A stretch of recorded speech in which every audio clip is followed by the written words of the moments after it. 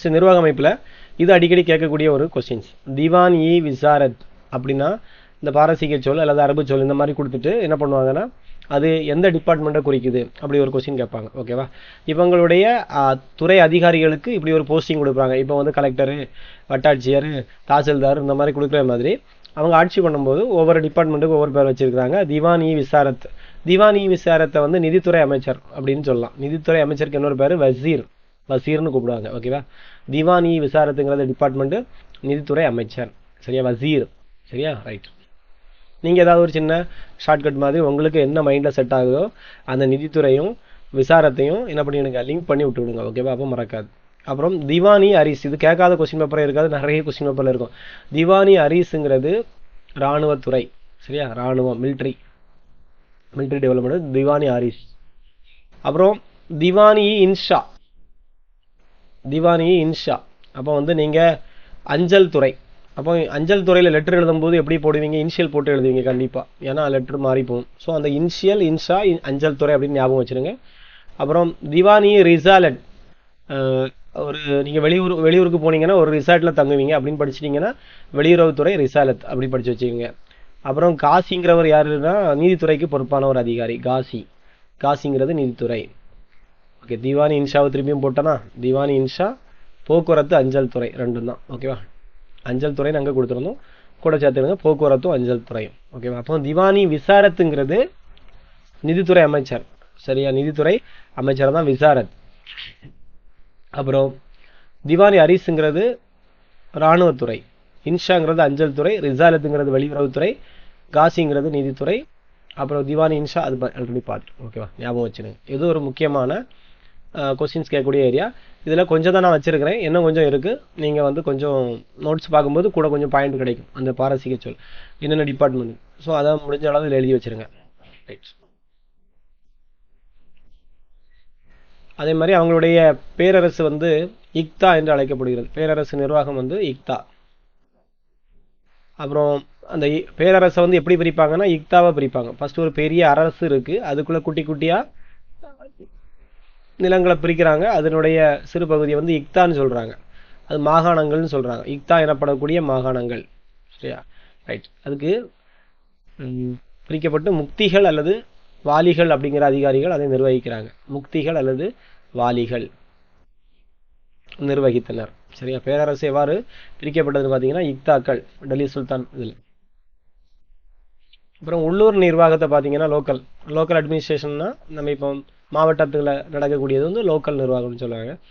இங்கே வந்து மாகாணங்கள், அதுதான் மாவட்டங்கள் நம்ம நினச்சிக்கிட்டோம். மாகாணங்கள் வந்து ஷிக், பர்கானா மற்றும் கிராமங்களாக பிரிக்கப்பட்டன. ஷிக், அப்புறம் அதுக்கு அடுத்தது பர்கானா, பர்கானாவுக்கு கீழே கிராமங்கள். சரியா?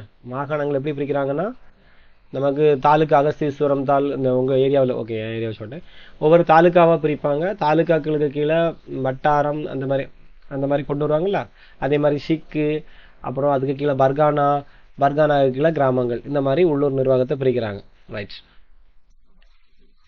அப்புறம் முக்கியமான அம்சங்கள் பார்த்தீங்கன்னா இராணுவத்திற்கு முக்கியத்துவம் கொடுக்குறாங்க. அது நிலமானிய முறைக்கு, டெல்லி சுல்தானிய நிலமானிய முறைன்னு கேட்டால் இக்தா முறைன்னு உங்களுக்கு எல்லாருக்கும் தெரியும். ரைட்டா? இக்தா முறை. அது வரி வசூலுக்கு என்ன பேர்னா கரோஜ் ஜிசியா. ரெண்டு விதமான வரி வசூல் பண்ணப்படுது, கரோஜ் ஜிசியா. ஜிசியாங்கிறது என்னன்னு உங்களுக்கு தெரியும், முஸ்லீம் அல்லாத இந்துக்கள் மீது விதிக்கப்படக்கூடிய ஒரு வரிக்கு பேர் தான் ஜிசியா. ரைட். அப்புறம் இவங்களுடைய மத்திய அமைச்சர்களில் ஒரு மிகுந்த உயர்ந்த அதிகாரமுள்ள சுல்தானுக்கு அடுத்தது யார் வருவாங்கன்னா நாயிப் தான். யாருன்னா ஒரு சுல்தான் ஆட்சி பண்ண முடியாத சூழ்நிலை இருக்கும்போது அவங்களுடைய பொறுப்பு, அவங்க பையன் ஒருவேளை சின்ன பையனை வந்து சுல்தான் அறிவிக்கிறாங்கன்னா அந்த சுல்தானுக்கு யார் கண்ட்ரோலாக இருப்பார், அந்த சுல்தானுடைய பெயரில் ஆட்சி பண்ணுறது வந்து நாயிப்பாக இருப்பார். ஸோ நாயிப்னு சொல்லுவாங்க. ரைட். நம்ம ஆல்ரெடி பார்த்துட்டோம் நாயிப். ஸோ மிகுந்த அதிகாரமுள்ள ஒரு பதவி தான் நாயிப். ரைட்.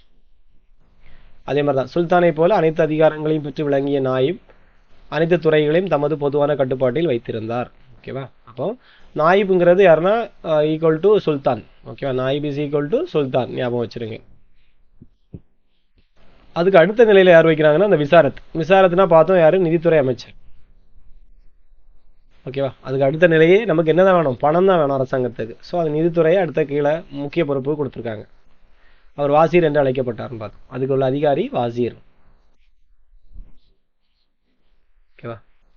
என்ன இப்படி ஞாபகம் வச்சுருங்க, சீர் கொடுக்கறதுக்கு என்ன வேணும், அதிகமாக நிதி தேவைப்படும். அப்படிதானே, சீர் கொடுக்கறதுனா தெரியும்ல, வளகாப்பு சீர், பொங்கல் சீர், வேறு நிறைய சீராக வரும்ல, அந்த சீருக்கெல்லாம் நிறைய நிதி தேவை அப்படின்னு படித்து வச்சிங்கன்னா நிதித்துறைக்கு பொறுப்பான அதிகாரி வாசீர். அப்புறம் அடுத்து வந்து பால்பன் பற்றி, பால்பன் இல்லை, பால்பன் வந்து முதல் முறையாக படைத்துறையை உருவாக்குனார். ஓகேவா. படைத்துறை பால்பனுடைய ஆட்சி காலத்தில் தான் படைக்குன்னு ஒரு டிபார்ட்மெண்ட் ஓப்பன் ஆகுது, பால்பன். ஓகே, ஞாபகம் வச்சுருங்க. அப்போ படைத்துறை டெல்லி சுல்தான் ஆட்சி காலத்தில். உள்ளூர் நிர்வாகத்தை பார்த்தோம். உள்ளூர் நிர்வாகத்தை வந்து எப்படி பிரிக்கிறாங்கன்னா ஷிக்கு, அப்புறம் அதுக்கு கீழே பர்கானாவுக்குள்ள கிராமங்கள். ஓகேவா.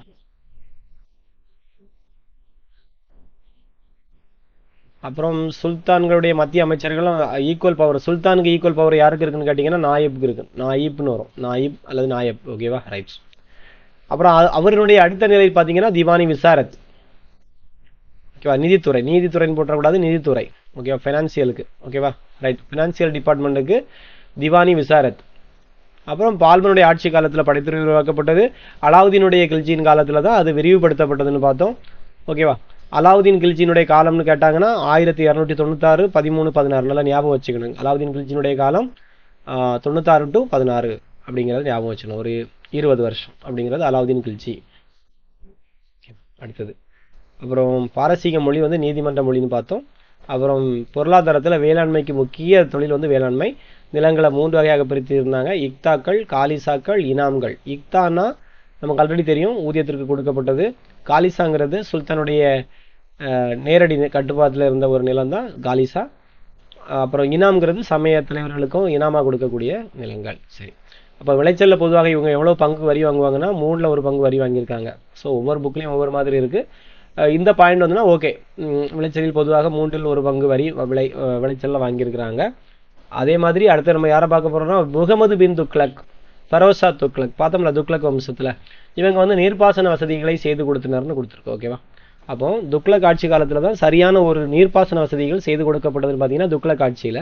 இவங்க 2 பேரும் ஸ்டெப் எடுத்திருக்காங்க, முகமது பின் துக்ளக்கும் ஃபரோசா துக்ளக்கும். ஓகேவா, ரைட்.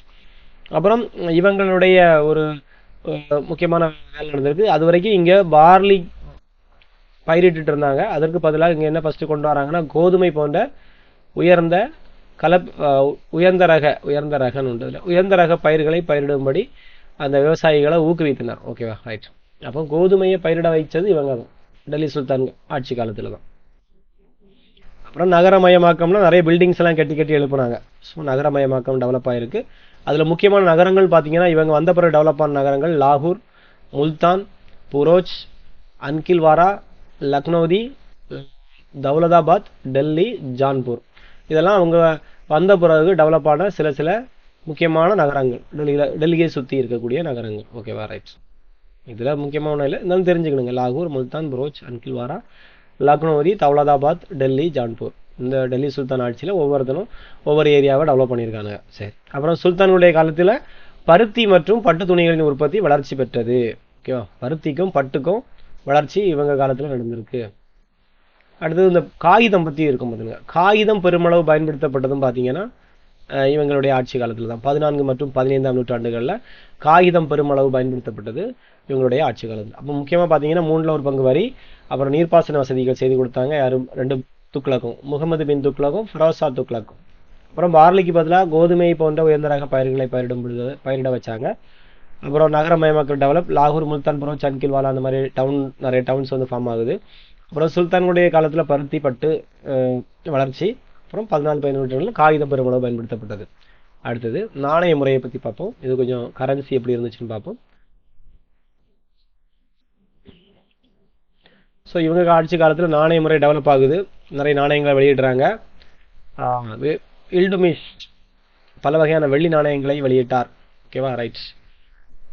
இப்போ கில்ஜிகள் வரக்கூடிய டைமில் என்ன நடக்குதுன்னா டங்காங்கிறது வெளி நாணயத்தை குறிக்கக்கூடியது. ஓகேவா, அந்த டங்காங்கிறது எத்தனை ஜிட்டால் அப்படிங்கிற, ஜிடால்ங்கிறது செப்பு நாணயம். அப்போ 48 செப்பு நாணயங்கள் சேர்க்கும் பொழுது ஒரு டங்கா, அதான் மீனிங். கில்ஜியுடைய ஆட்சி காலத்தில் டங்கா என்பது 48 ஜிடால். சேர்ந்தா ஒரு டங்கான்னு சொல்லுவாங்க. ஒரு வெள்ளி நாணயத்துக்கு ஈக்குவல் வந்து 48 ஜிடால். அதே இது துக்ளக் ஆட்சி காலத்துல ஒரு டங்காங்கிறது 50 ஜிடால்கள். ஓகேவா? அதான் கொடுத்துருக்கு. டங்கா என்பது வெள்ளி நாணயம், ஜிடால் என்பது செப்பு நாணயம். தெரிஞ்சு வச்சுக்கிடுங்க. அப்புறம் தான் தினார் வருது. எப்போ தினார் வரும்னா அலாவுதீன் கில்ஜிக ஆட்சி காலத்துக்கு அப்புறம் தான் தினாருங்கிற தங்க நாணயங்கள் புழக்கத்துக்கு வருகிறது. தினார் எனப்படும் தங்க நாணயங்கள். இவங்க வந்து தென்னிந்தியா படையெடுப்பு, இப்போ தென்னிந்தியாவிலேருந்து நிறைய தங்கத்தெல்லாம் திருடிட்டு போயிடுவாங்க. ஸோ இங்கே தங்க நாணயங்கள் புழக்கத்தில் இருந்ததை பார்த்தோன்னா தலைவர் அங்கே போன பிறகு என்ன பண்ணிட்டாருன்னா தங்க நாணயங்களை வெளியிட தொடங்கினார். ஓகேவா? அப்புறம் முகமது பின் துக்ளக் நம்ம பற்றி பார்த்தோம். என்ன நாணயத்தை வெளியிட்டார்னு பார்த்தோம், டோக்கன் கரன்சி சிஸ்டத்தை வெளியிட்டார்னு பார்த்தோம். அடையாள நாணய முறையை பரிசோதித்ததோடு தங்கம் வெள்ளி நாணயங்களையும் வெளியிட்டார். பரிசோதித்து பார்த்துட்டு அது ஃபெயிலியர் ஆனோன்னா ரிட்டர்ன் வாங்கினார் டோக்கன் கரன்சியை. இந்த தங்கம் வெள்ளி நாணயங்கள்லாம் அவர்கிட்ட 8 சாலைகள் இருந்தது. என்ன சாலை? தங்க சாலைகள். 8 தங்க சாலைகளில் இந்த நாணயங்கள் வார்க்கப்பட்டன. குறைந்தது 25 வகைப்பட்ட தங்க நாணயங்களை வெளியிட்டிருக்கிறார் இந்த முகமது பின் துக்ளக். அவர் டெஸ்ட் பண்ணி பார்த்துட்டே இருப்பார் ஒவ்வொரு நாணயத்தையுமா. கடைசியாக டோக்கன் கரன்சி சிஸ்டத்தில் கொண்டு விட்டுரும். அது நாடு வந்து திவால் கண்டிஷனில் போயிடும். ஓகேவா? நம்ம அப்படி தான் பார்த்தோம். முகமது பின் துக்ளக் அடையாள நாள் முறையை வெளியிட்டார் தான் கேட்பான். டோக்கன் கரன்சி சிஸ்டத்தை வெளியிட்டது யாருன்னா முகமது பின் துக்ளக். ரைட். அதுக்கு ஈக்குவலாக எந்த நாட்டில் போய் இருந்துன்னு பார்த்தாருன்னா சைனாவில் இருந்துச்சு, அதை ஃபாலோ பண்ணாருன்னு போட்டிருந்து. ஓகேவா? ரைட். அப்புறம் டெல்லி சுல்தானருடைய சமூக வாழ்க்கை எப்படி இருந்துன்னு பார்க்க போகிறோம். சமூகம், அவருடைய சமூகம்னா மக்களுடைய சமூகம் எப்படி இருந்துச்சுன்னா, பிராமணர்கள், இந்துக்களை பொறுத்த வரைக்கும் பிராமணர்கள் வந்து உயர்ந்த இடத்துல இருந்தாங்க. அப்புறம் பரம்பரை ஜாதி முறையெல்லாம் இருந்திருக்கு. மகளிர் வந்து அடிமைகளாகவே நடத்தப்பட்டனர். சதி அப்படிங்கிறதுனா தெரியும்ல, உடன்கட்டை ஏறக்கூடிய பழக்க வழக்கங்கள்லாம் இருந்திருக்கு. அதே டைமில் இந்தியாவில் வந்து அரேபியரும் துருக்கியரும் பர்தா முறையை அறிமுகப்படுத்தினர். சரியா? இந்தியாவிலையும் பர்தா போடணும். முகலாய இந்த முஸ்லீம் பெண்கள் வந்து என்ன பண்ணணும், பர்தா முறையை இவங்க வந்து அறிமுகப்படுத்தினது இந்தியாவில் இவங்க தான். அப்புறம் முஸ்லீம் உயர்குடியினருக்கு அளிக்கப்பட்ட உயர் பதவிகள் இந்து உயர்குடியினருக்கு மறுக்கப்பட்டது. சரியா? முக்கியமான உயர் பதவிகள் எல்லாம் வந்து முஸ்லீம்களுக்கு கொடுத்தனர். இந்து உயர்குடியினர், அது பிராமணர்களுக்கு கூட பெரிய பெரிய போஸ்டிங் கொடுக்கல். அப்புறம் இந்த சிம்மிக்கள் என்று அழைக்கப்படுவோம் யாருன்னு பார்த்துடுங்க, இந்துக்கள் அல்லது பாதுகாக்கப்பட்ட குடிகள்னு சொல்லுவாங்க, தாழ்த்தப்பட்டவர்கள் அப்படிங்கிறத அவங்க வந்து சிம்மிக்கள்னு வச்சிருக்கிறாங்க. அவங்க வந்து ஜிஸ்யா வரியை கட்டாயம் செலுத்த வேண்டியிருந்தது. சிம்மிக்கள் தான் எந்த வரியை கட்டணும், அதாவது நம்ம பார்த்துருக்கோம் முஸ்லீம் அல்லாத இந்துக்கள் அப்படின்னு பார்த்துருந்தாங்களா, அதில் சில நேரங்களில் பிராமணர்களுக்கு விதிவிலக்கு பண்ணியிருக்கிறாங்க. அப்போ குறைஞ்ச ஜாதி இந்துக்களுக்கு என்ன பண்ணியிருக்காங்க, ஜிஸ்யா வரியை கட்டாயமாக்கியிருக்காங்க. ஃபர்ஸ்ட் வந்து என்ன நடந்திருக்குன்னா, ஜிஸ்யா வரியை வந்து தனியாக வசூல் பண்ணலையா, நில வரி வசூல் பண்ணும்போது அந்த ஜிஸ்யா வரியை அது கூட சேர்த்து வாங்கிட்டு வந்திருக்கிறாங்க. நாளடைவில் ஃபெரோசா துக்ளக் வந்து கொஞ்சம் நல்ல மனசுக்காரர் போல இருக்குது, ரெண்டையும் சேர்த்து வாங்கினா மக்கள் ஒரே நேரம் கொடுத்துக்கூடாதுங்கிறதுனால தனித்தனியாக பிரித்து வாங்கியிருக்கிறார். பிராமணர்களுக்கு சில டைமில் வரி விலக்கு கொடுத்துருக்காங்க, ஜிஸ்யா வரியிலிருந்து விலக்கு அளிக்கப்பட்டது. சில ஆட்சியாளர்கள் என்ன பண்ணியிருப்பாங்கன்னா, சரி போட்டுப்பாங்க, பிராமணர்கள் வந்து உயர்ந்த ஜாதிக்காரங்க நிறைய நமக்கு சப்போர்ட்டாக இருக்கிறாங்கங்கும்போது அப்படின்னு சொல்லி அவங்களுக்கு என்ன கொடுத்துருக்காங்க, வரியிலிருந்து விலக்கு அளிக்கப்பட்டிருக்கு. ஓகேவா? ரைட். அப்போ இதுதான் மக்களுடைய சமூக வாழ்க்கை இருந்திருக்கு. அப்போ இந்து மக்கள் இருந்திருக்கிறாங்க, பிராமணர்கள் உயர்ந்த ஜாதி, அடிமைகள், பெண்கள் அடிமைகளாக நடத்தப்பட்டிருக்காங்க, சதி வழக்கம் இருந்திருக்கு. இவங்க வந்து பர்தா முறை இன்ட்ரடியூஸ் பண்ணியிருக்கிறாங்க. முஸ்லீம் உயர்குடியினருக்கு தான் உயர்ந்த பதவிகள் கொடுக்கப்பட்டிருக்கிறது. இந்துக்கள் வந்து சிம்மிக்கள் அல்லது பாதுகாக்கப்பட்ட குடிகளாக கருதப்பட்டிருக்கிறாங்க. அவங்க ஜிஸ்யா வரியை கட்டணும். தொடக்கத்தில் நிலவரியுடன் சேர்த்து கட்டியிருந்தவங்க யாருடைய ஆட்சி காலத்தில் தனித்தனியாக பிரித்து கட்ட தொடங்கினா ஃபெரோசா துக்ளக் வந்து தனித்தனியாக பிரித்து கட்ட சொன்னார். ஓகேவா? ரைட். அப்புறம் கடைசி ஏரியாவுக்கு முன்னால் ஏரியா வந்துடும், கலை கட்டிடக்கலை. இது கொஞ்சம் முக்கியமான பாயிண்ட்ஸ் வரும். கலை கட்டிடக்கலை, இவங்க வந்து என்னென்ன கட்டிடக்கலைன்னா உங்களுக்கு தெரியும், அந்த குதுப்மினார் ஒன்று நம்ம படிச்சிருப்போம். அப்புறம் முதல் மசூதி டெல்லியில் பார்த்துருந்தோம். அப்புறம் வேறு இவங்க முக்கியமாக வேறு என்ன கட்டுறாங்கிறத பார்த்துட்டே வரும். ஓகேவா? ரைட். நிறைய மசூதிகள் தான் கட்டியிருந்தாங்க. First right. ஃபஸ்ட்டு டெல்லி சுல்தானியத்துடைய கலை கட்டிடக்கலை இந்திய பாணிலேருந்து கொஞ்சம் வித்தியாசமாக தான் இருக்கும். ஏன்னா அவங்க வெளி இடத்துலேருந்து இங்கே வந்ததுனால டோட்டலாக மாறி போய் இருந்திருக்கு. அப்புறம் என்ன பண்ணுறாங்கன்னா, அவங்களுடைய ஸ்டைல் எப்படி இருக்குன்னா இப்படி தான் இருக்கும், வளைவுகள் இருக்கும், குவி மாடங்களாக இருந்துச்சு, உயர்ந்த கோபுரங்களை எழுப்பியிருக்கிறாங்க, அல்லது அதுக்கு இன்னொரு பேர் இருக்குது, மினரட்டுக்கள். அப்புறம் அரேபிய எழுத்துக்கள் அலங்காரம் பண்ணியிருந்தாங்க. இதெல்லாம் துருக்கியர்கள் அறிமுகப்படுத்தின ஸ்டைல். ஓகேவா? டெல்லி சுல்தானத்தில் கலை கட்டிடலே ஃபர்ஸ்ட் இப்படி தான் இருந்துச்சு. இந்திய பாணியிலிருந்து நம்ம இந்திய பாணி எப்படி இருக்கோம்னா, அந்த கோயில் கட்டக்கூடிய பாணிகள் தெரியும்ல, விசாரா பாணி, அந்த பாணி, இந்த பாணின்னு சொல்லுவாங்க, திராவிடியன் ஸ்டைல். அப்புறம் அந்த கோவில் கோபுரம் அந்த மாதிரிலாம் இருந்துச்சு. ரைட். இவங்க வந்து எப்படி இருந்துச்சுன்னா வளைவுகள், குவிமாடங்கள், உயர்ந்த கோபுரங்கள், இந்த மாதிரி துருக்கியர்கள். ஓகேவா? அப்புறம் என்ன பண்ணுறாங்கன்னா, இந்திய சிற்பிகளுடைய திறமையெல்லாம் அந்த டிசைனிங் ஒர்க்குக்கெல்லாம் நல்லா பயன்படுத்தி கொண்டிருக்காங்க. அப்புறம் முக்கியமாக சிகப்பு மஞ்சள் நிறங்களான பளிங்கு கற்களை பயன்படுத்தினாங்க. மணற்பாறைகளையும் சிகப்பு மஞ்சள் பளிங்கு கற்களையும் மணற்பாறைகளையும் பயன்படுத்தி கட்டிடங்கள் கட்டியிருக்காங்க. அப்புறம் தொடக்கத்தில் என்ன பண்ணியிருக்காங்கன்னா, நம்ம கோயில்களையும் பிற கட்டிடங்களையும் உடைத்து அதை வந்து மசூதியாக மாட்டியிருக்காங்க. ஸ்டார்டிங் டைமில் தொடக்கத்தில் கோயில்களையும், இந்து கோயில்களையும் பிற கட்டிடங்களையும் உடைத்து அவற்றை மசூதிகளாக மாற்றி அமைத்தனர். எடுத்துக்காட்டாக டெல்லி குதுப் மினாருக்கு அருகில் இருக்கக்கூடிய குபத்துல் இஸ்லாம் மசூதி, மிக பழமையான மசூதின்னு படிச்சிருப்போம். குபத்துல் இஸ்லாம் மசூதி தான் மிக பழமையான மசூதி. எதுன்னு கேட்டால் இதை நம்ம சொல்லுவோம் குபத்துல் இஸ்லாம் மசூதி. இது வந்து பல்வேறு இந்து மற்றும் சமண கோயில்களை அழித்து அதுக்கு மேலே இதை கட்டினதா கொடுத்துருக்குறாங்க ஹிண்டு. அதுக்கு பிறகு போக போக அவங்க புதிய கட்டிடங்களையும் அவர்கள் கட்டத் தொடங்கினார்கள் அப்படின்னு கொடுத்துருக்கோம். ஓகேவா? ரைட். அப்புறம் 13ஆம் நூற்றாண்டை சேர்ந்த மிகவும் பிரம்மாண்டமான கட்டிடம் நமக்கு தெரியும், குதுப்பினார். குதுப்பினாரை பற்றி உங்களுக்கு என்ன தெரியும்னா, அதை வந்து அடிக்கல் நாட்டியது ஒரு ஆள், கட்டி முடித்தது ஒரு ஆள்னு படிச்சிருப்பீங்க. அது குத்புதீன் ஐபக்கால் தொடங்கப்பட்டு யார் முடிச்சிருக்காங்க? இல்டுமிஷ் அவருடைய மருமகன் கட்டி முடிக்கப்பட்டதுன்னு வரும். அதனுடைய உயரம் பார்த்தீங்கன்னா 71 மீட்டர் உயரத்தில் இருக்கு. யாருடைய நினைவாக கட்டப்பட்டது பார்த்தீங்கன்னா, அதுவும் ஒரு பக்தியார் வரும், குத்புதீன் பக்தியார் அப்படிங்கிறவருடைய நினைவாக கட்டப்பட்டது தான் அந்த குதுப்பினார் கட்டிடம். அப்புறம் குதுப்பினாருக்கு அலாவுதீன் கில்ஜி என்ன பண்ணியிருக்கிறாருன்னா, ஒரு நுழைவாயில கட்டி வச்சுட்டு போயிருப்பார். இது முக்கியமாக தெரிஞ்சு வச்சுக்கணும். அவர் மட்டும் அதை முடிச்சுட்டு போகல. குத்புதீன் ஐபக் நாட்டி என்ன பண்ணிட்டு போயிருக்கிறாருன்னா, அடிக்கல் நாட்டினாரு, இல்துமிஷ் கட்டி முடிச்சாரு. அப்புறம் அதில் கொஞ்சம் அலாவுதீன் கில்ஜியும் வேலை பார்த்துருக்கிறாரு. என்ன வேலை பார்த்துருக்கிறாரு? அதுக்கு ஒரு நுழைவாயில் அமைச்சு கொடுத்துருக்கிறார். அலை தர்வாசாங்கிற ஒரு நுழைவாயிலை அமைத்து கொடுத்தது யாருன்னு கேட்டீங்கன்னா, இந்த அலாவுதீன் கில்ஜி. ரைட்.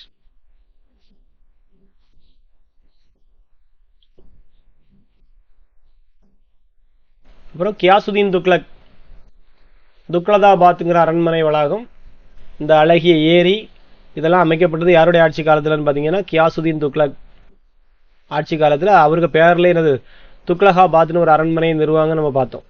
அதுக்குள்ளால ஒரு அழகிய ஏரியும் கட்டியிருக்கிறாங்க. அந்த அரண்மனைக்குள்ளாலே ஒரு ஏரி இருக்கு, அழகிய ஏரி. இதுதான் கியாசுதீன் துக்ளக் கட்டுறாரு. அப்புறம் அவருடைய பையன் முகமது பின் துக்ளக், கியாசுதீன் துக்ளக்கினுடைய பையன் முகமது பின் துக்ளக் என்ன பண்ணியிருக்கிறான்னா, அவங்க அப்பா கல்லறையை ஒரு உயர்ந்த மேடை மீது கட்டியிருக்கிறான். அப்புறம் டெல்லியில் உள்ள கோட்லா கோட்டை ஃபிரோசா துக்ளக் கட்டினது. கோட்லா கோட்டையை கட்டினது யாருன்னு கேட்டால் ஃபிரோசா துக்ளக், அவருடைய படைப்பு தான் இந்த கோட்லா கோட்டை. ஃபிரோஸ் ஷா துக்ளக், கோட்லா, இதை ஞாபகம் வச்சுருங்க. புக்கில் கிடையாது. கோட்லா கோட்டை ஃபிரோசா துக்ளக்குடைய படைப்பு, நோட் பண்ணி வச்சுக்கணும். அப்புறம் லோடிகள் என்ன பண்ணிட்டு போயிருக்காங்கன்னா, அவங்க லோடி தோட்டங்கள் அமைச்சிட்டு போயிருக்காங்க. லோடிகளின் கட்டடக்கலைக்கு எடுத்துக்காட்டு டெல்லியில் உள்ள லோடி தோட்டங்கள். இதான் அவங்க கட்டிடக்கலைக்கு எடுத்துக்காட்டு. இன்னும் நீங்கள் டீப்பாக சர்ச் பண்ணிங்கன்னா நிறைய பில்டிங் யார் யார் கட்டினாங்கிறத, தில்லி சுல்தான் டைமில் என்னென்ன கட்டடக்கலை இருந்துன்னு சொல்லி கொஞ்சம் நோட்ஸ் எடுத்துடுங்க. ஓகேவா? எந்த நோட்ஸ் எடுத்தாலும் கொஞ்சம் அடிஷ்னலாக பாயிண்ட்ஸ் எடுக்க தொடங்கிடுங்க. அப்புறம் இசை பாருங்கள், இது கொஞ்சம் முக்கியமான இடத்துல இருக்குது. இசை என்னென்ன இசைக்கருவிகள்லாம் இவங்க அந்த காலத்தில் இன்ட்ரோடியூஸ் பண்ணாங்கன்னா, சாரங்கி ரபப்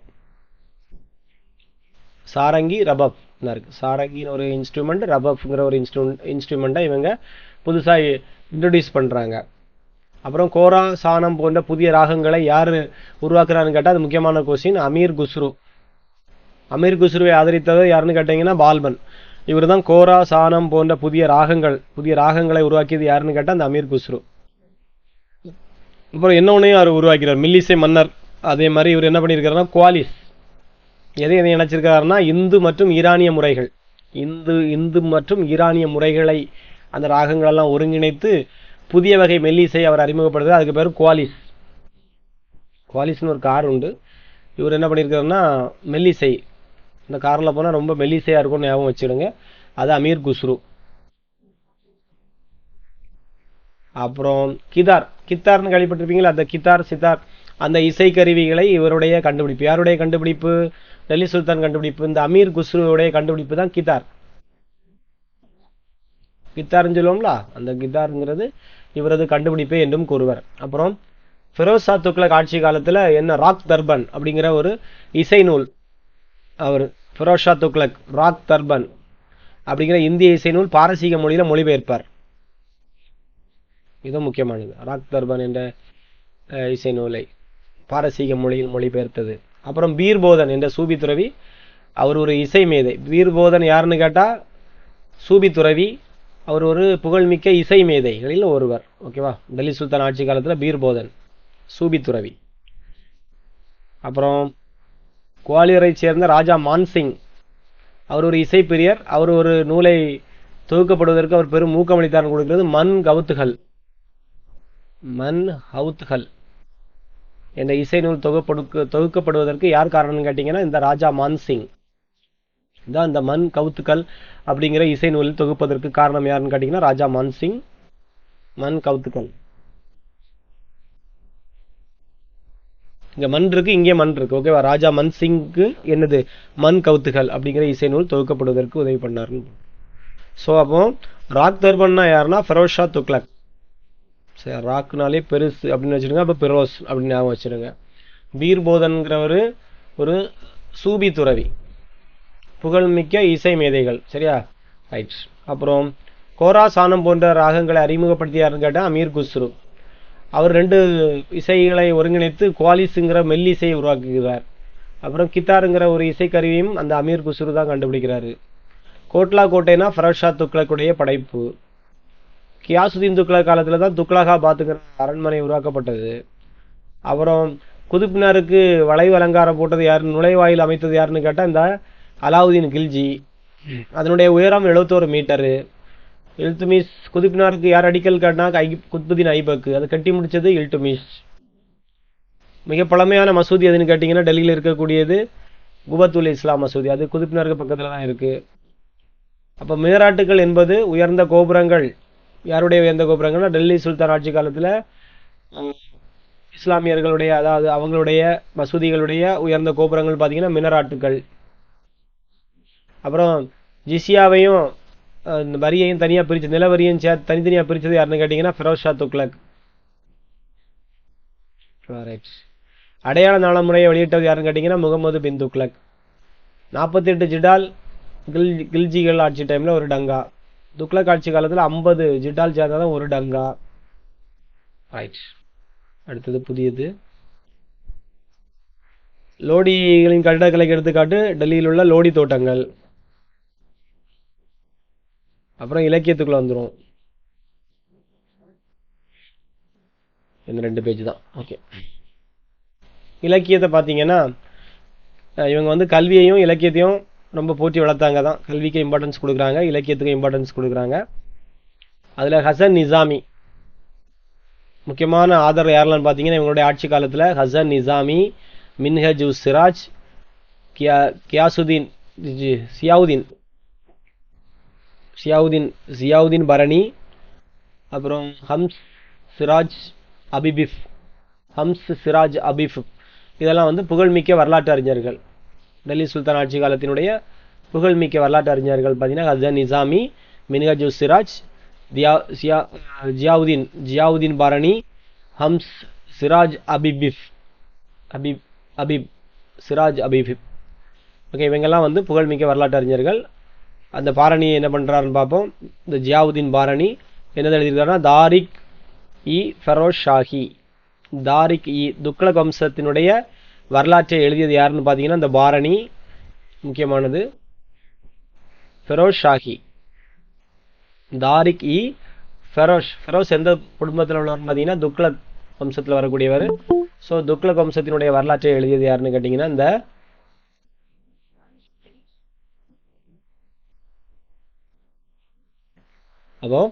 துக்ளக் வம்சத்தினுடைய வரலாற்றை எழுதியது பார்த்தீங்கன்னா இந்த பாரணி.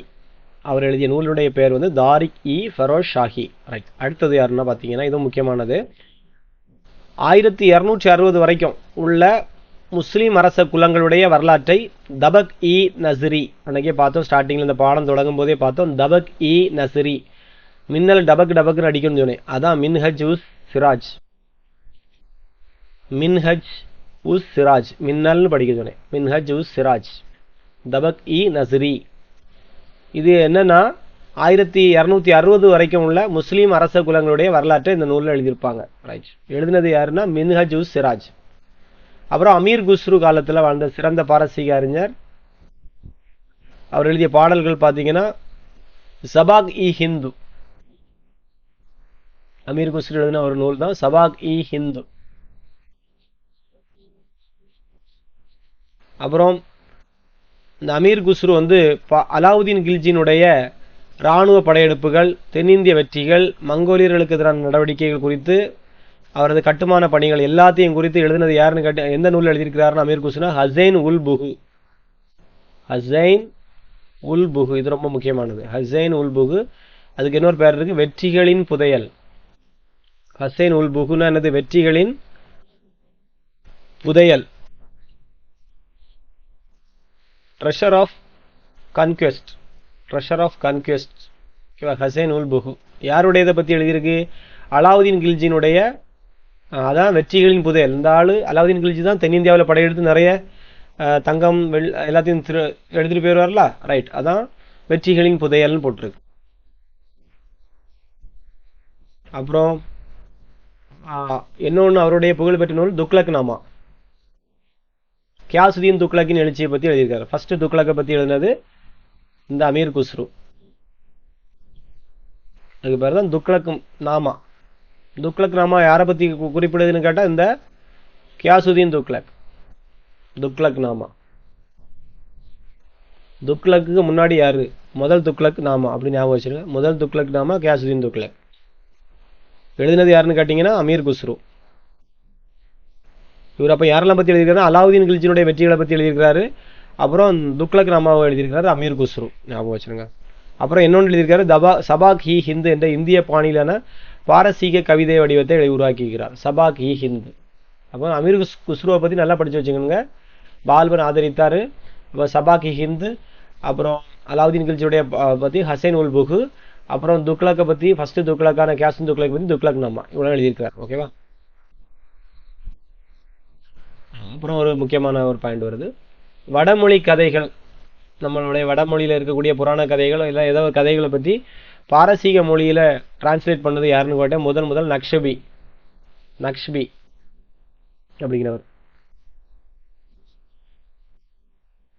அதே மாதிரி யாருன்னு ஆதரவு இல்லை, துதிநாமா அல்லது கிளிமொழி என்று அழைக்கப்படக்கூடிய ஒரு புகழ்பெற்ற நம்ம நூலை வந்து எந்த மொழியில் டிரான்ஸ்லேட் பண்ணிக்கிறாங்கன்னா துருக்கி மொழியிலையும் பல்வேறு ஐரோப்பிய மொழியிலும் பின்னால வந்து மொழிபெயர்க்கப்பட்டிருக்கு. அந்த நூலுக்கு பேர் துதிநாமகா அல்லது துதிநாமான்னு சொல்லுவாங்க. அது கிளிமொழின்னு சொல்லுவாங்க. ரைட். இதான் நம்ம இந்திய நூலை துருக்கி மொழியிலையும் பல்வேறு ஐரோப்பிய மொழிகளிலும் பின்னாட்களில் மொழிபெயர்க்கப்பட்டிருக்கு.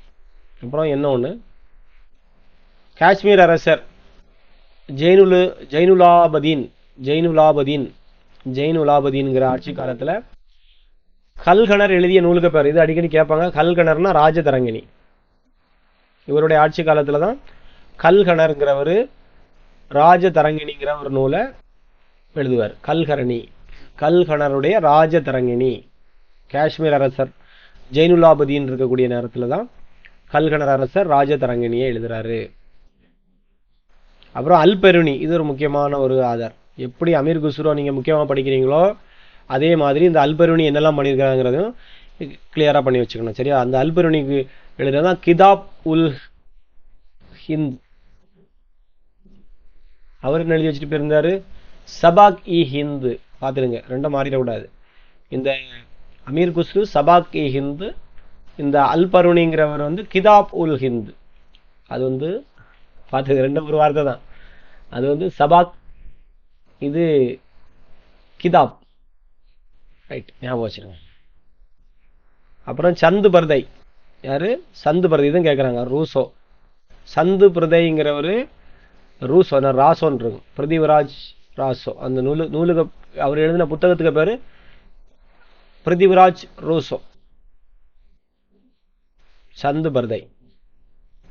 யாருடைய அரசவை கவிஞராக இருக்கிறாருன்னா பிருத்திவிராஜ் சவுகானின் அரசவை புலவர் தான் சந்து பர்தாய். இந்த டெல்லி சுல்தான் ஆட்சி காலத்துல தான் பிருத்திவிராஜ் சவுகானுடைய அரசவை புலவர் யாருன்னு கேட்டா சந்து பர்தை. இந்த சந்து பர்தாய் எழுதின புத்தகத்துக்கு பேர் தான் பிருத்திவிராஜ் ராசோ. ரைட். அப்புறம் அந்த டைம்ல தான் வங்காள இலக்கியம்லாம் வளர்ச்சி அடைஞ்சு, வங்காள இலக்கியங்கள் வளர்ச்சி அடைகிறது. அப்புறம் இந்த ஆளை பத்தி பார்க்கணும், நுஸ்ரத் ஷா. நுஸ்ரத் ஷாங்கிறவர் மகாபாரதத்தை வங்காளத்துல மொழிபெயர்ப்பதற்கு உறுதுணையா இருந்தவர் ஒரு ஆசிரியர் தான் நுஸ்ரத் ஷா. நுஸ்ரத் ஷா பாட முடியுது. அந்த டைம்ல குஜராத்தி மராத்தி மொழிகள்லாம் வளர்றதுக்கு காரணம் அந்த நேரத்தில் பக்தி இயக்கங்கள் வளர தொடங்கிச்சு. இங்க டெல்லி சுல்தான்ல முஸ்லீம் மதம் வேகமா வளர தொடங்கின உடனே அந்த மகாராஷ்டிரா ஏரியாவிலலாம் இந்த பக்தி இயக்கங்கள், இந்துக்கள் சார்பாக பக்தி இயக்கங்கள் வளர தொடங்குது. ஸோ குஜராத்தி மராத்தி மொழிகள்லாம் கொஞ்சம் வளர்ச்சி அடைய தொடங்குது. அதே மாதிரி விஜயநகர பேரரசு அந்த டைம்ல இருக்குது. விஜயநகர பேரரசுல எந்த லாங்குவேஜ் டெவலப் ஆகுதுன்னா தெலுங்கு கன்னட மொழி வளர்ச்சி அடையுது. அந்த இலக்கியங்களுடைய வளர்ச்சி விரிவாக வளர தொடங்குது. ஓகேவா? ரைட். அப்போ முக்கியமா நீங்க படிக்கிறது அல்பெரோனியில என்ன இருக்கு, நான் இதுல கொஞ்சம் தான் கொடுத்துருக்கேன், டைம் இல்லை. அடுத்த நோட்ஸ்ல ஆட் பண்ணிடுவேன், இன்னைக்கு அல்லது நாளைக்குள்ள நோட்ஸ்ல ஆட் பண்ணி போட்டுருவேன், கூட கொஞ்சம் கண்டென்ட் இருக்கு. இந்த ஆதர் இது அவ்வளோ நீங்க கிளியரா படிக்கணும். இதுல இருந்து ஒரு கொஸ்டின் வரும். ஓகேவா? அந்த ஆதர், அப்புறம் அந்த அமைச்சர்களுக்கு உடைய அந்த பாரசீக பேர்கள் இருந்ததில்ல அது, இந்த மாதிரிப்பட்ட டீட்டெயில்லாம் இந்த அட்மினிஸ்ட்ரேஷன்ல இருந்தே கொஸ்டின்ஸ் வரும். ஓகேவா? ரைட். சரிப்பா, நீங்க லைட்டா நீங்க தான் ரெண்டாவது ஒருக்கா ரிவிஷன் பார்த்துடுங்க. நமக்கு இந்த தமிழ் பார்க்க வேண்டியது இருக்கு, 4 மணிக்கு தான் இருக்கு. ஓகேவா? ரெண்டாவது ஒருக்கா ரீட் பண்ணிடுங்க, ஃபுல்லா ரீட் பண்ணிடுங்க. இப்போ அடுத்து தமிழ் பார்ப்போம்.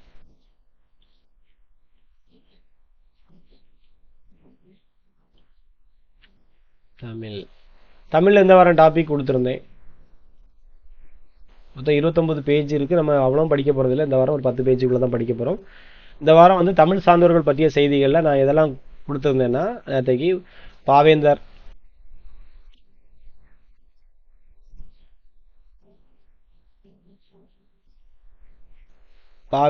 டிகேசி, அப்புறம் தவ திரு குண்டக்குடி அடிகளார், கண்ணதாசன் வரைக்கும். ஓகேவா? இந்த வாரம் இவ்வளவுதான் டாபிக். ஓகே, அடுத்த வாரம் இருக்கிறத பொறுத்து, எவ்வளோ கண்டென்ட் இருக்கிறத பொறுத்து நம்ம இது பண்ணிக்கலாம். ஓகேவா? ஃபர்ஸ்ட் நான் இந்த வாரம் வெயில் ஆச்சர் வரைக்கும் எடுக்கலாம்னு நினைச்சேன், வேண்டாம், கொஞ்சம் ஹெவியாக இருந்த மாதிரி இருந்துச்சு. ஸோ ஃபஸ்ட்டு பாவேந்தர் பற்றி இன்னைக்கு பார்ப்போம். இந்த கிளாஸில் பாவேந்தர் பாரதிதாசனை பற்றி பார்ப்போம். முக்கியமான பகுதி, கொஸ்டின் இல்லாமல் இருக்கவே இருக்காது. சரி, கண்டென்ட்டுக்கு போயிடும். ஸோ அந்த பாரதிதாசனுடைய இயற்பெயர் கனக சுப்புரத்தினம், எல்லாருக்குமே தெரியும், அப்படிதானா? கனக சுப்புரத்தினம். அப்புறம் இவர் பாரதியாருக்கு மேலே அன்பு கொண்டதுனால அவர் தம் பெயரை மாற்றி கொண்டாருன்னு பார்த்தோம், பாரதிதாசன் பார்த்தோம், பார்த்துருப்பீங்க, ஸ்கூல்லேயே படிச்சுப்பேன். இவருடைய முக்கியமான நூல்கள் பார்த்தீங்கன்னா பாண்டியன் பரிசு, அழகின் சிரிப்பு, இரண்ட வீடு, குடும்ப விளக்கு, தமிழ் இயக்கம். நான் ஜஸ்ட் ரீட் பண்ணுறேன், நீங்கள் ஒரு 2 or 3 டைம்ஸ் ரீட் பண்ணால் உங்களுக்கு ஒரு ஐடியா கிடைக்கும். அப்புறம் இவருடைய சாகித்ய அகாடமி விருது ஒன்று வாங்கியிருப்பார் ஒரு நூலுக்கு, அது ரொம்ப முக்கியமானது. என்னது? பிசிராந்தையார் நாடக நூலுக்கு சாகித்ய அகாடமி விருது 1969 வாங்குவார். ஓகேவா? ரைட். அப்புறம் முக்கியமான தொடர்கள், இந்த தொடர்கள் எல்லாம் கொஸ்டின்ல இருக்கும். பெண் எனில் பேதை என்ற எண்ணம் இந்த நாட்டில் இருக்கும் வரை உருப்படல் என்பது சரிப்படாது, உருப்படல் என்பது சரிப்படாது அப்படின்னு சொன்ன வரிகள் இதில் இருக்கிற இவருடைய கவிதைகள்ல தான் இருக்கு. பெண் எனில் பேதை என்ற எண்ணம் இந்த நாட்டில் இருக்கும் வரைக்கும் உருப்படல் என்பது சரிப்படாதுன்னு சொல்லியிருப்பார். அப்புறம் குடும்ப விளக்கு நூலை பத்தி இருக்கும். கற்ற பெண்களின் குடும்பமே பல்கலைக்கழகமாக மிளிரும். இந்த ஒவ்வொரு வார்த்தையும் இம்பார்ட்டன்ட் பார்த்துடுங்க.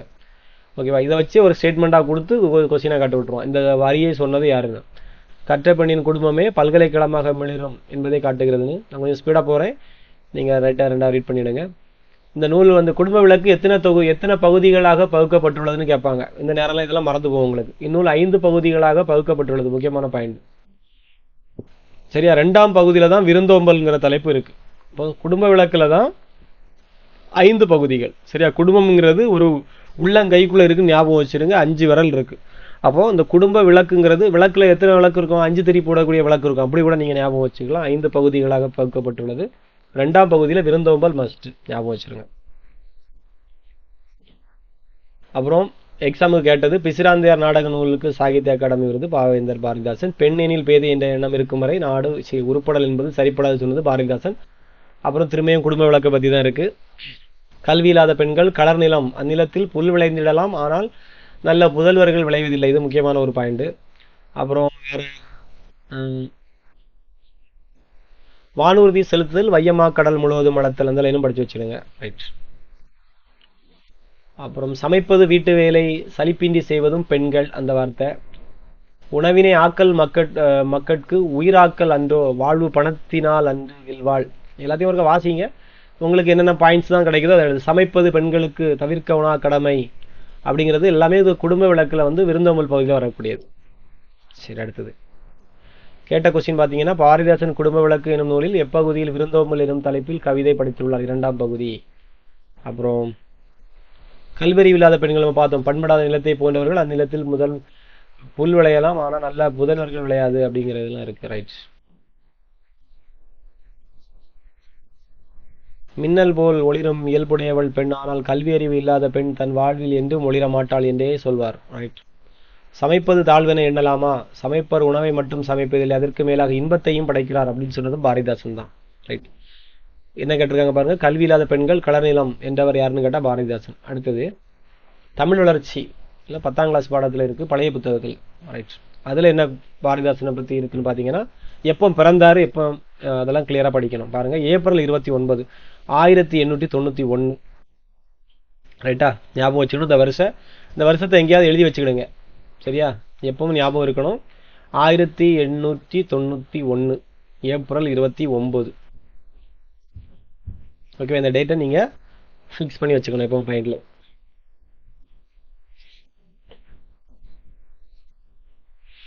அப்புறம் அவருடைய அப்பா பேர் கனகசபை. எங்கு பிறந்தார்னா புதுவையில் பிறந்தார், புதுச்சேரியில் பிறந்தார். அப்புறம் அம்மாவுக்கு பேர் லட்சுமி அம்மாள். அப்புறம் முக்கியமான இவர் எவ்வாறு புரட்சி கவிஞர் பாவேந்தர் எல்லாம் அழைக்கப்படுகிறார்னு போட்டிருக்கிறாங்க. குடும்ப விளக்கு, 2 வீடு, தமிழ் இயக்கம், பாண்டியன் பரிசு, அழகின் சிரிப்பு. ஓகேவா? ரைட்.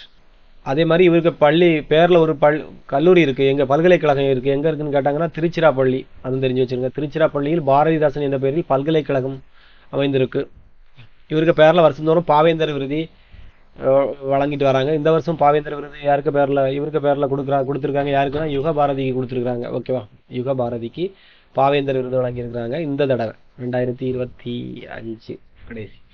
அப்புறம் தமிழ் வளர்ச்சியில் என்ன எழுதியிருக்காருன்னு பாருங்க. இது முக்கியமான வரிகள். எளிய நடையில் தமிழ் நூல்கள் எழுதிடவும் வேண்டும், இலக்கண நூல் புதிதாக இயற்றுதலும் வேண்டும். வெளி உலகில் சிந்தனைகள் புதிதாக விளைந்துள்ள எவற்றினிற்கும் பெயர்களெல்லாம் கண்டுபிடித்து தெளிவுறும் படத்துங்களோடு சுவடியெல்லாம் செய்து செந்தமிழை செழுந்தமிழாய் செய்வதும் வேண்டும். ரொம்ப முக்கியமான வரிகள் இது. அவ்வளோ சரியா? செந்தமிழை செழுந்தமிழாய் செய்வதும் வேண்டும். யார் சொன்ன லைன் அப்படின்னு கேட்பாங்க. இல்லைன்னா எளிய நடையில் தமிழ் நூல்கள் எழுதிடவும் வேண்டும், இலக்கண நூல் புதிதாக இயற்றுதலும் வேண்டும் அப்படின்னு சொன்னது யாருன்னு கேட்டாலும் பாரதிதாசன். அப்புறம் இலவச நூற்கழகங்கள் எவ்விடத்தும் வேண்டும். இது முக்கியமான வரிகள். நூற்கழகங்கள்னா இந்த நூலகங்கள் மாதிரிப்பட்ட இடங்கள். எவ்விடத்திலும் வேண்டும்.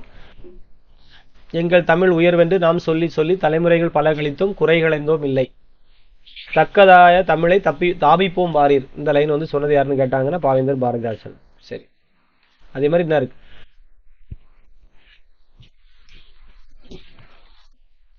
இங்குள்ள என்ன கொடுத்துருக்கு தமிழ். அப்புறம் தமிழ் நூல்கள் எளிய நடையில் எழுதுதல் வேண்டும், இலக்கண நூல்கள் புதிதாக படைத்தலும் வேண்டும். அப்புறம் வறுமையினால், இது ஒரு முக்கியமான வரி, வறுமையினால் ஒருவன் கல்லாத நிலை ஏற்படுமானால் இங்குள்ள நாணம் அடைதல் வேண்டும். அதே மாதிரி நாணம் அடைதல் வேண்டும்னு சொன்னது இவர் தான். இது முக்கியமான வரியாகும். சரியா? வறுமையினால் தமிழன் ஒருவன் கல்லாத நிலை ஏற்படுமானால் இங்குள்ளோர் ஒவ்வொருவரும் நாணம் அடைதல் வேண்டும் அப்படின்னு சொன்னது யாருன்னா பாரதிதாசன். என்ன கேட்டிருக்கிறாங்களே, எளிமையினால் ஒரு தமிழன் படிப்பில்லை என்றால் எங்குள்ள எல்லாரும் நாணிடவும் வேண்டும். எதுல நூல், எந்த நூலில் இடம்பெற்றுள்ளதுன்னு கேட்டிருக்கிறாங்க. தமிழ் வளர்ச்சி நூலில் இந்த லைன் இடம்பெற்றிருக்கிறது. இல்லைன்னா இதை வரியை சொன்னது யாருன்னு கேட்பாங்க. ஸோ எந்த டாபிக்ங்கிறதும் படிக்கணும், அது ஆசிரியரையும் பற்றி தெரிஞ்சிருக்கணும். ஓகேவா? ரைட். அப்புறம் அடுத்த லைன், எங்கள் பகைவர் எங்கோ மறைந்தார் இங்குள்ள தமிழர்கள் ஒன்றாதல் கண்டே. இந்த லைன் யாருக்குன்னு கேட்பாங்க. இந்த தலைப்பு எதில் இடம்பெற்றிருக்குன்னு கேட்கலாம். இந்த பாடல் வரிகள் தலைப்பு இக்கால கவிதைகள். ரைட். எல்லாருக்கும் எல்லாம் என்றிருப்பதற்கான இடம் நோக்கி நடக்கின்ற திந்த வையம் இல்லானும் அங்கில்லை பிறர் நலத்தை எனதென்று தனி ஒருவன் சொல்வான் அங்கே. சரியா? இந்த பாடல் வரிகளும் எந்த இதுல வந்திருக்குன்னா இக்கால கவிதைகள்ங்கிற லைன்ல வரக்கூடியது. அப்புறம் அறைக்குள் யாழிசை யாதென்று சென்று எட்டி பார்த்தேன் பேத்தி நெட்டுரு பண்ணினால் நீதி நூல் திரட்டையே, அந்த லைன் சொன்னது யாருன்னு கேட்டாலும் பாரதிதாசன். அப்புறம் இட்டதோர் தாமரை பூ இதழ் விரித்திருத்தல் போல, எல்லாமே ஸ்கூல் புக்கில் உள்ள பாட்டாகும். ரைட்டா? நிறைய பேர் படிச்சிருப்பீங்க. புதுசா படிக்கிறவங்க, ஸ்கூல் புக்கு இல்லாதவங்க இந்த லைனையாவது படிச்சு வச்சிருங்க. இட்டதோர் தாமரை பூ இதழ் விரித்திருத்தல் போல வட்டமாய் புறாக்கள் கூடி இறை உண்ணும், இந்த லைன் எழுதுனது யாருன்னு கேட்டீங்கன்னா பாரதிதாசன். தமிழின் இனிமை. அப்புறம் அடுத்தது பொங்கியும் பொலிந்தும் நீண்ட புதுப்பயிர் மயிர் சிலிர்க்கும் சிங்கமே வானவீதி திகு திகு என எரிக்கும் மங்காத தணற்பிளம்பே மாணிக்க குந்தே தீர்ந்த தங்கத்தின் தட்டே வான தகளீர் பெருவி கிழக்கே. சரி, அந்த பாட்டு லைன் தொடக்கத்தையாக படிச்சு வச்சுக்கணும். பொங்கியும் பொலிந்தும் நீண்ட புது பிடர் மயிர் சிலிர்க்கும். ரைட்டா? ரைட். இந்த பாடல் வரியை எழுதுனது யாருன்னு கேட்டாலும் பாரதிதாசன். இது எதுல இருக்குன்னா பாரதிதாசன் கவிதைகள்ங்கிற டாபிக்குள்ள இருக்கு. ஓகேவா? ரைட். அப்புறம் இது ஒன்று இருக்கும். அம்மா என் காதுக்கு ஒரு தோடு, குழந்தை வந்து அம்மாட்ட கேட்கறது மாதிரி ஒரு கவிதை எழுதியிருப்பாங்க. ஓகே, அவர் ஒன்று எழுதியிருப்பார். சும்மா நானும் சொல்லிவிட்டேன் உனக்கு. அப்புறம் கம்மல் கேட்பாங்க, தோடு கேட்பாங்க, அப்படி வரிசையாக வந்துட்டு இருக்கும். நீங்கள் அதை வாசிச்சு பாருங்க, உங்களுக்கு தெரியும். தாய் சொல்லும் சமாதானம் எல்லாமே அந்த பாட்டு தான். கைக்கு 2 வளையல் கேட்பா, அப்படியே அழகாக வந்துட்டு இருக்கும். அந்த பாட்டை படிச்சு பாருங்க, தெரியும். அப்புறம் இங்கே வாங்க, முக்கியமான ப்ரீவியஸ் இயர் கொஸ்டின்ஸ். தமிழுக்கு தொண்டு செய்வோன் சாவதில்லை, பாரதிதாசன். அதே தான் திருப்பி கேட்டிருக்காங்க பாருங்க. தமிழுக்கு தொண்டு செய்வோன் சாவதில்லை, பாரதிதாசன். திரும்பி அதான் கேட்டிருக்காங்க பாருங்க. தமிழுக்கு தொண்டு செய்வோன் சாவதில்லை, அது தெரிஞ்சு வச்சுருங்க. யாருன்னு கேட்டால் பாரதிதாசன். ஒரு காலமும் மறந்துடாதுங்க. அதே மாதிரி பாரதியார் வந்து என்ன கவின்னு கேட்டால் உலக கவி. பாரதிதாசன் புரட்சி கவிஞர், பாரதியார் உலக கவி. பாரதியாரை பத்தி ஒரு பாட்டு எழுதியிருப்பார். பாரதியார் உலக கவி, அகத்தில் அன்பும் பரந்துயர்ந்த அறிவினிலே ஒளியும் வாய்ந்தோர், ஓரூருக்கு ஒரு நாட்டுக்குரிய தான் ஓட்டைச்சான் நினைப்புடையர் அல்லர், மற்றும் வீரர் அவர் மக்களிலே மேல்கீழ் என்று வில்லுவதை கிள்ளிவிட வேண்டும் என்போர் சீருயர்த்த கவிஞரிடம் எதிர்பார்க்கின்ற செம்மை நலம் எல்லாரும் அவர்பால் கண்டோம். இந்த லைன் அடிக்கடி கேட்குறாங்க. சீருயர்ந்த கவிஞரிடம் எதிர்பார்க்கின்ற செம்மை நலம் எல்லாமும் அவள்பார் கண்டோம் அப்படின்னு சொன்னது யாருன்னு கேட்டா இந்த பாரதிதாசன். அதே மாதிரி இந்த ஓரூருக்கு ஒரு நாட்டுக்குரியதான் ஓட்டைச்சான் நினைப்புடையர் அல்லர், இந்த வரிகளை சொன்னது யாருன்னு கேட்டாலும் பாரதிதாசன். யாரை பத்தி சொன்னார்னு கேட்டா பாரதியாரை பத்தி சொன்னாருங்கிறத நீங்க தெரிஞ்சு வச்சுக்கணும் தெளிவா. கேட்டிருக்கு பாருங்க. ஓரூருக்கு ஒரு நாட்டுக்குரியதான ஓட்டைச்சான் நினைப்புடையர் அல்லர் யாருன்னு கேட்டிருக்கு. யார் சொன்னார்னு கேட்கல, யாருன்னா பாரதியார். மாத்தி போட்டக்கூடாது. அப்புறம் தமிழ் இயக்கம். தமிழ் இயக்கம் தலைப்புகளை என்ன பாட்டு இருக்குன்னு பார்த்தீங்கன்னா நான் அண்டர்லைன் பண்ணி வச்சிருக்கேன். இந்த லைனம் இது ரொம்ப முக்கியமானது, கேட்டதில்லை. என்ன இருக்கு? தொண்டு செய்வாய் தமிழுக்கு துறைதோறும் துறைதோறும் துடித்தெழுந்தே, இந்த லைன் முக்கியமானது. தொண்டு செய்வாய் தமிழுக்கு துறைதோறும் துறைதோறும் துடித்தெழுந்தே, அந்த லைன் வந்துகிட்டே இருக்கும். துறைதோறும் இருக்கு, இங்கேயும் ஒரு துறைதோறும் வரும். துறைதோறும் துறைதோறும் இந்த மாதிரி ஒரு ஹிண்ட் வச்சு படிக்கணும். சரியா? ரைட்டு. அப்புறம் என்ன இருக்கு பாருங்க, துறைதோறும் துறைதோறும். இது வந்து தமிழ் இயக்கத்துக்கான ஒரு பாடல். ஃபுல்லாக வாசிச்சு பாருங்க. ரைட். அடுத்தது பாரதிதாசன் டாபிக் மட்டும் தான் இந்த புக்கில் கொஞ்சம் அதிகமாக இருக்கும். இந்த ஏன்னா கண்டிப்பாக ஒரு கொஸ்டின் வரும்ல, எப்படி வரும் பார்த்துருங்க. அப்புறம் இதுதான் புதிய புக்கு, 6ஆம் கிளாஸில் உள்ள புத்தகம் இருந்தால் அந்த பாட்டு அங்கே இருக்கும், அந்த டாபிக் அங்கே இருக்கும். அதே தான் சுப்ரத்தினம், இயற்பெயர், பெண் கல்வி, கைம்பெண் மறுமணம், பொது உடைமை, பகுத்தறிவு. அப்புறம் இவர் எவ்வாறு அழைக்கப்படுகிறார்? புரட்சி கவிஞர் என்று அழைக்கப்படுகிறார், பாவேந்தர் என்று சிறப்பிக்கப்படுகிறார். ரைட். தமிழுக்கு அமுதென்று பேர், முதல்ல அந்த பாட்டு தான் இருக்கும். இது ஒரு சினிமா பாட்டுலையும் வரும், தமிழுக்கு அமுதென்று பேர், அந்த தமிழ் இன்ப தமிழ் எங்கள் உயிருக்கு நேர். சரி, ரைட்டா? நிறைய பேர் கேட்டிருப்பீங்க. அப்புறம் இது பாரதிதாசன் கவிதைகள் என்ற நூலில் இது தமிழ் என்னும் தலைப்பின் கீழே இது இருக்கு. ரைட். தமிழுக்கு எவ்வாறெல்லாம் பேர் வச்சிருக்காங்க? அமுது, நிலவு, மனம், இப்படிலாம் பேர் வச்சிருப்பார். ஓகேவா? இந்த பாட்டில். ரைட். அதில் ஒரு ஒன் வேர்ட் முக்கியமாக கேட்பாங்க. விளைவுக்கு என்ன வேண்டும்? விளைவுக்கு அந்த பாடல் வரியில நீர் வேண்டும். நமக்கு தெரியும் விளைவுக்கு என்னதான் வேணும்? நீர் வேண்டும். அறிவுக்கு தோள் கொடுக்க வேண்டும். இளமைக்கு தேவை பால். புலவருக்கு வேண்டும் வேல். ஓகேவா? ரைட். கவிதைக்கு வைரம் போன்ற உறுதிமிக்க வாழ் வேண்டும் நான் கொடுத்துருக்கு. அப்புறம் உயர்விற்கு எதாவது இது பண்ணுவாங்கன்னா வானத்தை சொல்றாங்க. சோர்வை நீக்குவது தேன். சோர்வை நீக்குவது தேன். ரைட். பாரதிதாசன் எப்போ பிறந்தார்னு பார்த்தீங்கன்னா 1891 ஏப்ரல் 29. சாகித்ய அகாடமி கிடைச்சது 1969. கண்ணகி புரட்சி காப்பியம், குடும்ப விளக்கு, இரண்ட வீடு, இந்த நூல்களெல்லாம் தனியாக அவருக்கு பாட்டெல்லாம் தனியாக எடுத்து எழுதி படிச்சிருங்க. சரியா? ரைட். சாகித்ய அகாடமி விருது பிசிராந்தையார் நாடகத்துக்கு கிடைச்சது. பிசிராந்தையார் என்னதுன்னு கேட்டாங்கன்னா என்ன நூல், எந்த வகையை சார்ந்ததுன்னு கேட்டால் நாடக வகையை சார்ந்த நூல். ஸோ நம்ம அப்படி தான் சொல்லுவோம், பிசிராந்தையார் நாடகம் தான் சொல்லுவோம். ரைட்டா?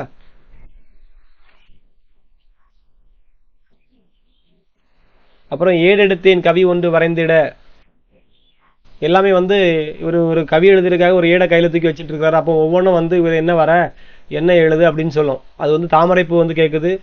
அப்புறம் காடும் கழனியும் கார்மிகளும் கேட்குது. ஆடும் மயில் என்ன வரைன்னு சொல்லுது. சரியா? இந்த மாதிரி இருக்கும். அதில் முக்கியமான ஒரு லைன் இருக்கும். இன்னனிலே தமிழ்நாட்டிலே உள்ள என் தமிழ் மக்கள் தூய்ந்திருந்தார், அன்னதோர் காட்சி இரக்கம் உண்டாக்கியன் ஆவியில் கலந்ததுவே அப்படின்னு ஒரு லைன் இருக்கு. அது முக்கியமாக படிச்சிடுங்க. இன்னனிலே தமிழ்நாட்டிலே அப்படின்னு படி. இன்னனிலே தமிழ்நாட்டிலே உள்ள என் தமிழ் மக்கள் தூய்ந்திருந்தார், பாரதிதாசன். அப்புறம் என்ன இருக்கு? இன்பத்தமிழ் கல்வி யாவரும் கற்றவர் என்றுரைக்கும் நிலை எய்திவிட்டால் துன்பங்கள் நீங்கும், சுகம் வரும், நெஞ்சினில் தூய்மை உண்டாகி வீரம் வரும் அப்படின்னு சொன்னது கேட்டாலும் பாரதிதாசன் கவிதைகள் வரக்கூடிய என்ன தலைப்பில் வரும்னா தமிழ் பேரு என்னும் தலைப்பில் இருக்கு அப்படின்னு வரும். ரைட்டா? அப்புறம் இசை அமுது. இப்போ என்ன 2 பேஜ் தான், டக்குன்னு முடிச்சிருவேன். இசை அமுது 6ஆம் வகுப்பு பழசு. அவர் இறப்பு பார்க்கல, நான் இருக்கு 21/4/1964. பிறப்பு பார்த்தீங்க 29/4/1891. இறப்பு பார்த்தீங்கன்னா அதே ஏப்ரல் மாதம் தான் இதுவும், ஆனால் 21/4/1964. ஓகேவா? ரைட்.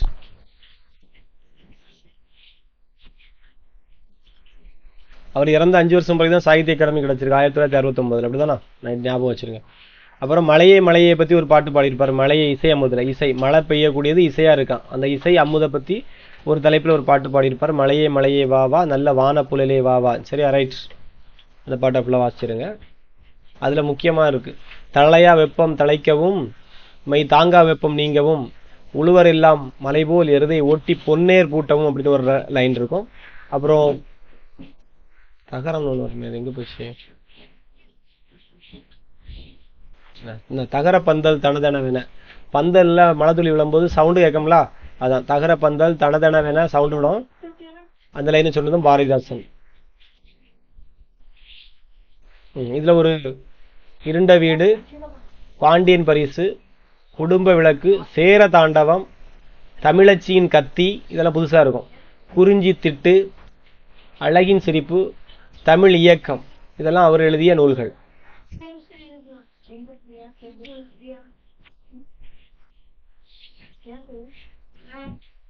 Last topic விழுதும் வேரும். விழுதும் வேரும்னா ஆலமரத்தை பத்தி சொல்லியிருப்பாரு. ஓகேவா? ரைட். அதே மாதிரி ஒரு பாயிண்ட் இருக்கு, தந்தை பெரியாரின் பகுத்தறிவு சிந்தனைகளை கவிதை வடிவில் தந்தவர் யாருன்னு கேட்டா அந்த பாரதிதாசன் தான். விழுதும் பேரும்ல பாருங்க, அழகின் சிரிப்புங்கிற ஒரு நூல்ல வரக்கூடியதான் ஒரு டாபிக் விழுதும் பேரும். அது தூலம் போல், தூலம்னா தூண். ஓகேவா? தூலம் போல் வளர்கிளைக்கு விழுதுகள் தூண்கள், ஆளிலே சுற்றி நிற்கும் அருந்திரல் மரவேர் வேரோ, அந்த மாதிரி கொடுத்துருக்கோம். சரியா? வாலினை தரையில் வீழ்த்தி மண்டியிட பாம்பின் கூட்டம் நீலவான் மறைக்கும் ஆள்தான். இந்த லைன் கேட்பாங்க. நீலவான் மறைக்கும் ஆள்தான் ஒற்றை கால் நெடிய பந்தல். இது என்னதுன்னு கேட்டிருக்காங்க, ஒருக்க கேட்டிருக்கு. சரி, அதுக்கு முன்னாடி ஒரு ஹிண்ட் எழுதி வச்சிருக்கேன் பாருங்க. புரட்சி கவிஞர் பாரதிதாசனை புரட்சி கவிஞர் என அழைத்தவர் யாருன்னு கேட்டா பெரியார். புரட்சி கவிஞர், புரட்சி கவி என்று அழைத்தவர் அண்ணா. இது ஸ்கூல் புக்கில் இருக்காது நினைக்கிறேன், இது நான் தனியாக எடுத்து எழுதுனது, பார்த்துடுங்க. புரட்சி கவிஞர்னா பெரியார், அதில் அர்ரு இருக்கு, அதனால அர்ரு அப்படி புரட்சி கவிஞர் அப்படி படிச்சுங்க. பெரியார், புரட்சி கவிஞர். புரட்சி கவின்னு சொன்னது அண்ணா. பாரதிதாசனுக்கு அஞ்சல் தலை எப்போ வெளியிட்டாங்கன்னா 2001 அக்டோபர் 9 தான் வெளியிட்டிருக்கிறாங்க. இதில் எக்ஸ்ட்ரா பாயிண்ட்ஸ். இந்த பாரதிதாசன்ங்கிற ஒரு டாபிக்லேருந்து கண்டிப்பாக ஒரு கொஸ்டின் வரும். அது ஸ்கூல் புக்கில் தான் இருந்து இவங்க கேட்பாங்களா, அவுட் சோர்ஸ் போகிறாங்களான்னு தெரியல. ஸ்கூல் புக்லேயே ஏகப்பட்ட கண்டென்ட் இருக்குது. இதையும் விட்டு வெளியே போகணும்னு வச்சாங்கன்னா இந்த மாதிரி தான் போகணும். பாரதிதாசன் அஞ்சல் தலை வெளியிடப்பட்ட ஆண்டு 2001 அக்டோபர் 9.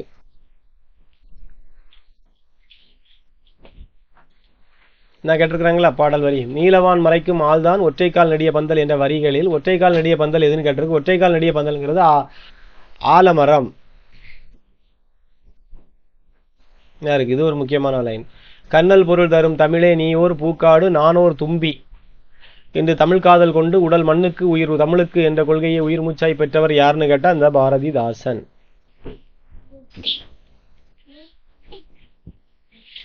நான் கேட்டிருக்கல, கண்ணல் பொருள் தரும் தமிழே நீயோர் பூக்காடு நானோர் தும்பி உடல் மண்ணுக்கு உயிர் தமிழுக்குன்னு சொன்னது யாருன்னு கேட்டா இவருதான் பாரதிதாசன். இவருடைய நூல்கள் எப்பொழுது நாட்டுடைமையாக்கப்பட்டதுன்னு கேட்டாங்கன்னா 1990. இது எக்ஸ்ட்ரா அவுட் சோர்ஸ் தான், எக்ஸ்ட்ரா பாயிண்ட்ல. பாரதிதாசனுடைய நூல்கள் எப்பொழுது நாட்டுடைமையாக்கப்பட்டதுன்னு கேட்டாங்கன்னா 1990. சாகித்ய அகாடமி 1969 கிடைச்சு. தோன்றின் புகழோடு தோன்றுக என்னும் பொய்யா மொழியாரின், யார் அந்த பொய்யா மொழியார்? திருவள்ளுவர். ஓகேவா, பாரதிதாசன் போட்டுறக்கூடாது இந்த பாடல்ல. தோன்றின் புகழோடு தோன்றுக அந்த அப்படின்னு சொன்ன பொய்யாமொழியாரின் பொன்மொழி கிழங்க புரட்சி பூக்கள் பூத்து குலுங்கிய புதுவையில் கொடுத்துருக்கோம். அந்த தோன்றின் புகழோடு தோன்றுகள் லைன்னு சொன்னது யாருன்னு கேட்டா பாரதிதாசன் போட்டக்கூடாது, திருவள்ளுவர்.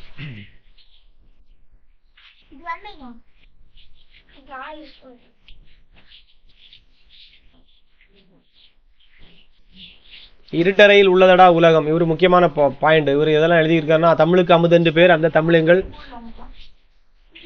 இந்த பாட்டு. அப்புறம் இருட்டறையில் உள்ளதடா உலகம் அப்படிங்கிற பாயிண்ட் சொன்ன இந்த லைனை சொன்னது யாருன்னு கேட்டா இவர் தான். அப்புறம் புதியதொரு உலகு செய்வோம் கெட்ட போரிடும் உலகத்தை வேரோடு சாய்ப்போம், இது சொன்னது யாருன்னு கேட்டாலும் பாரதிதாசன். இதெல்லாம் சினிமாவில் வந்திருக்கும்னு நினைக்கிறேன் இந்த பாடல் வரிகள்லாம்.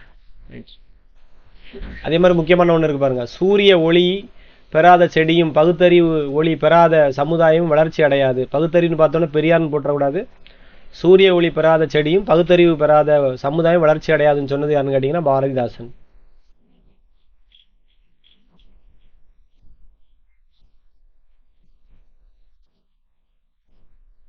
பத்திரிகை பெண்ணேன்னு ஒன்று எழுதியிருப்பாரு இருக்கு. காரிருள் அகத்தில் நல்ல கதிரொளி நீதான், காலையில் எழும்பும் போது நல்ல கதிரொளி நீதான், இந்த பத்திரிகையை பத்தி பாடியிருப்பார். இந்த பாரிடை துயில்வோர் கண்ணீர் பாய்ந்திடும் எழுச்சி நீதான், காலையில் எழும்புனோடனே நம்ம பத்திரிகை படிப்போம், அதை பத்தி சொன்னது யாருன்னு கேட்டீங்கன்னா இந்த பாரதிதாசன் ஒரு பாட்டை பாடியிருப்பாரு. அப்ப கிளைனில் பாம்பு தொங்க விழுதன்று குரங்கு தொட்டு விளக்கென தொட்ட பிள்ளை வெடுக்கென குதித்ததை போல் கிளைதோறும் குதித்து தாவி கீழுள்ள விழுதை எல்லாம் அந்த அழகின் சிரிப்பில் வரக்கூடிய ஒரு பாடல். இந்த ஆலமரத்தினுடைய விழுதுகள் இருக்குல்ல, அதை பாம்புன்னு நினைச்சு இந்த குரங்கு ஓடும் அப்படின்னு ரைட். அப்புறம் படி படின்னு ஒன்று எழுதியிருப்பார், நூலை படி நூலை படி நூலை படின்னு இருக்கும். அந்த பாடல் வரிகளை ஏற்றதும் இவர் தான். சங்க தமிழ் நூலை படி முறைப்படி நூலை படி காலையில் படி கடும்பகல் படி மாலை இரவு பொருள்படும்படி கற்பவை கற்கும்படி வள்ளுவர் சொன்னபடி இப்படி படி படின்னு சொன்னது யாருன்னு கேட்டால் அந்த பாரதிதாசன். ஓகேவா, ரைட். அப்பப்பா இதோட முடிஞ்சு. இவர் எழுதிய நூல்களை நான் லிஸ்ட்டாக எழுதி வச்சிருக்கிறேன், இந்த பிடிஎஃப்ல இருக்கும், நீங்கள் வேணால் நோட் பண்ணிங்க. பாண்டியன் பரிசு, எதிர்பாராத முத்தம், குறிஞ்சி திட்டு, குடும்ப விளக்கு, இருண்ட வீடு, அழகின் சிரிப்பு, தமிழ் இயக்கம், இசை அமுது, குயில், தமிழச்சியின் கத்தி, பாண்டியன் பரிசு, பாரதிதாசன் ஆத்திச்சூடின்னு ஒன்று எழுதியிருக்காரு, பெண்கள் விடுதலை, விடுதலை வேட்கை. ஓகேவா, முல்லைக்காடு, கலை மன்றம், விடுதலை வேட்கை, அப்படி ஒரு 17 நூல் நான் எழுதி வச்சிருந்தேன் ஆல்ரெடி. ரைட். அப்புறம் ஓகே, இவ்வளோதான்ப்பா இன்னைக்கு பாரதிதாசனை முடிச்சுட்டு. ஸோ நீங்கள் ஒருக்கா தெளிவாக படிங்க. எத்தனை பேஜ்? 9 பேஜ் இருக்குது பாரதிதாசன் மட்டுமே. ரைட். ஓகேப்பா, இன்னைக்கு கிளாஸை முடிச்சுக்கிறேன்.